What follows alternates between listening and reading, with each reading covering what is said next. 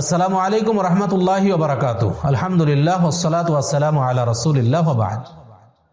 সম্মানিত দর্শক শ্রোতা মণ্ডলী, আপনারা দেখছেন আত-তাহরিক টিভির আয়োজনে মাসাইলে রমাদান।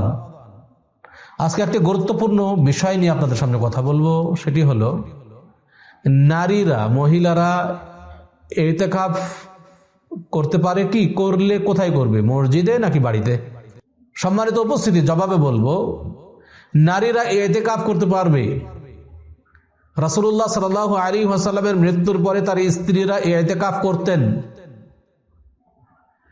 কিন্তু ইতিকাফ করার জন্য শর্ত হলো মসজিদ, যে মসজিদে জামাত সহকারে সালাত হয়। অতএব নারীদের জন্য একই শর্ত, বাড়িতে ইতিকাফ করলে সেটা ইতিকাফ হবে না, অবশ্যই মসজিদে ইতিকাফ করতে হবে। যদি এমন কোনো মসজিদ ব্যবস্থা করা যায় যেখানে নারীদের আলাদা পৃথক ব্যবস্থা আছে, সুন্দর, সেখানে নিরাপত্তার অভাব নেই, তাহলে সেখানে মহিলারা ইতিকাফ করতে পারবে, এতে কোনো সমস্যা নেই। কিন্তু বাড়িতে ইতিকাফ হবে না।